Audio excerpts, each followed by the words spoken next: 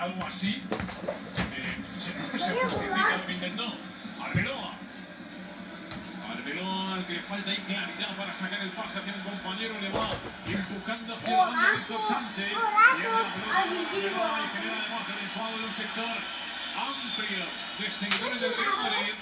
Está claro que Arbeloa tiene que jugar más con la cabeza arriba y combinar con sus compañeros. Pero es que hay un momento que el compañero más próximo lo tenía a 15 metros y estaba parado absolutamente. Entonces, mal por Arbeloa porque no ha soltado la pelota antes. Pero es que mal también por sus compañeros porque no le han ayudado en ese problema que tenía.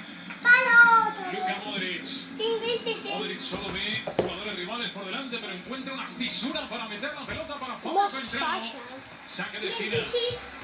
Amplia lista ya de córners de los cuales ha dispuesto el Real Madrid, pero insisto que en lo que llevamos de partido el Real Club Deportivo Español se está defendiendo con mucho criterio.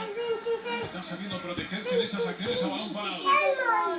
Queda vacío el primer palo, hacia allá se va Pepe, la pelota va más larga. Casilla que llega en extremis. Joan Verdú está defendiendo con todo el español. Arbeloa. Nuevo Arbeloa, Xabi Alonso. Cuando suena un pitido dirigido hacia Arbeloa, parece que el sector de la afición del Real Madrid sensibilizado con el juego de Eloy lateral diestro. Intentaba rematar de cabeza José Callejón.